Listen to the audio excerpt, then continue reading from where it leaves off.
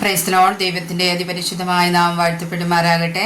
1 ശമൂവേൽ പ്രവാചകന്റെ പുസ്തകം 30-ാം അധ്യായം 1 മുതൽ 31 വരെയുള്ള തിരുവചനങ്ങൾ. ദാവീദും അവന്റെ ആളുകളും 3-ാം ദിവസം സിക്ലാഗിൽ എത്തിയപ്പോൾ അമാലേക്യർ തെക്കേ ദേശവും സിക്ലാഗും ആക്രമിച്ച് സിക്ലാഗിനെ ജയിച്ച് അതിനെ തീവെച്ച് ചുട്ടുകളഞ്ഞിരുന്നു. അവിടെയുള്ള വലിയവരും ചെറിയവരുമായ സ്ത്രീകളെ പിടിച്ചുകൊണ്ട് തങ്ങളുടെ വഴിക്ക് പോയതല്ലാതെ ആരെയും കൊന്നില്ല. ദാവീദും അവന്റെ ആളുകളും പട്ടണത്തിലേക്ക് വന്നപ്പോൾ അത് തീവെച്ച് ചുട്ടിരിക്കുന്നതും ഭാര്യമാരെയും പുത്രന്മാരെയും അടിമകളായി കൊണ്ടുപോയിരിക്കുന്നതും കണ്ടു.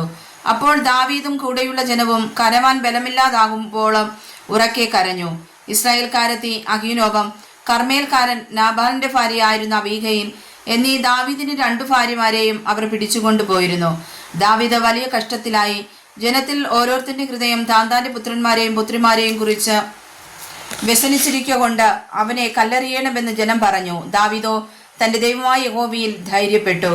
ദാവീദ് അഹീമേലക്കിന്റെ മകനായ അബിയാത്താർ പുരോഹിതനോട് ഏഫോദ് എവിടെ കൊണ്ടുവരിക എന്ന് പറഞ്ഞു.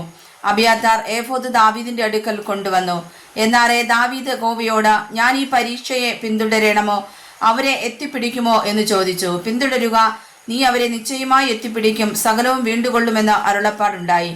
അങ്ങനെ ദാവീദും കൂടെയുള്ള 600 പേരും പുറപ്പെട്ട ബസോർ തോട്ടിങ്കൽ എത്തി. ശേഷമുള്ളവർ അവിടെ താമസിച്ചു. ബസോർ തോട് കടപ്പാൻ കഴിയാതെ വണ്ണം ക്ഷീണിച്ചിട്ട് 200 പേർ പുറകിൽ താമസിച്ചതുകൊണ്ട് ദാവീദും 400 പേരും പിന്തുടർന്നു ചെന്നു. അവർ വയലിൽ വെച്ച് ഒരു മിസ്രൈമ്യനെ കണ്ട് ദാവീദിന്റെ അടുക്കൽ കൊണ്ടുചെന്നു. അവൻ അപ്പം കൊടുത്തു, അവൻ തിന്നു. അവന് കുടിപ്പാൻ വെള്ളവും കൊടുത്തു. അവർ അവന് ഒരു കഷ്ണം അത്തിയടയും 2 ഉണക്കമുന്തിരിക്കുലയും കൊടുത്തു. അത് തിന്നപ്പോൾ അവന് ഉയിർ വീണു. 3 രാവും 3 പകലും അവൻ ആഹാരം കഴിക്കുകയോ വെള്ളം കുടിക്കുകയോ ചെയ്തിട്ടില്ലായിരുന്നു. ദാവീദ് അവനോട്, നീ ആരുടെ ആൾ, എവിടത്തുകാരൻ എന്ന് ചോദിച്ചതിന് അവൻ, ഞാനൊരു മിസ്രൈമ്യ ബാല്യക്കാരൻ, ഒരു അമാലേക്കിന്റെ ഭൃത്യൻ.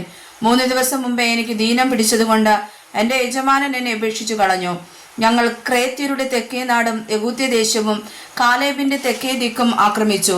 സിക്ലാഗ് ഞങ്ങൾ തീവച്ച് ചുട്ടുകളഞ്ഞു. ദാവീദ് അവനോട്, ആ പരീക്ഷയുടെ അടുക്കിലേക്ക് നീ വഴി കാണിച്ചു തരുമോ എന്ന് ചോദിച്ചതിന് അവൻ, നീ എന്നെ കൊല്ലുകയോ എൻ്റെ യജമാന്റെ കയ്യിൽ ഏൽപ്പിക്കുകയോ ചെയ്യുകയില്ലെന്ന് ദൈവനാമത്തിൽ എന്നോട് സത്യം ചെയ്താൽ ആ പരീക്ഷയുടെ അടുക്കിലേക്ക് വഴി കാണിച്ചു തരാം എന്ന് പറഞ്ഞു. അങ്ങനെ അവനെ കൂട്ടിക്കൊണ്ടു ചെന്നപ്പോൾ അവർ ഭൂതലത്തിലെങ്ങും പരന്ന് തിന്നുകയും കുടിക്കുകയും ഫെലിസ്ത്യ ദേശത്തു നിന്നും യഹൂദ്യ ദേശത്തു നിന്നും അപഹരിച്ചു കൊണ്ടുവന്ന വലിയ കൊള്ള നിമിത്തം ഉത്സവം ഘോഷിക്കുകയും ചെയ്യുന്നത് കണ്ടു. ദാവീദ് അവനെ സന്ധ്യ മുതൽ പിറ്റേന്നാൾ വൈകുന്നേരം വരെ സംഹരിച്ചു.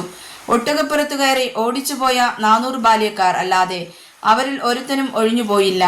അമാലേക്യർ അപഹരിച്ചു കൊണ്ടുപോയിരുന്നതൊക്കെയും ദാവീദ് വീണ്ടുകൊണ്ടു. തന്റെ 2 ഭാര്യമാരെയും ദാവീദ് ഉദ്ധരിച്ചു. അവർ അപഹരിച്ചു കൊണ്ടുപോയതിൽ ചെറുതോ വലുതോ പുത്രന്മാരോ പുത്രിമാരോ കൊള്ളയോ യാതൊന്നും കിട്ടാതിരുന്നില്ല. ദാവീദ് എല്ലാം മടക്കിക്കൊണ്ടുപോന്നു. ദാവീദ് ആടുമാടുകളെ ഒക്കെയും പിടിച്ചു. അവയെ അവർ തങ്ങളുടെ നാൽക്കാലികൾക്ക് മുമ്പായി തെളിച്ചു നടത്തിക്കൊണ്ട്, ഇത് ദാവീദിന്റെ കൊള്ള എന്ന് പറഞ്ഞു.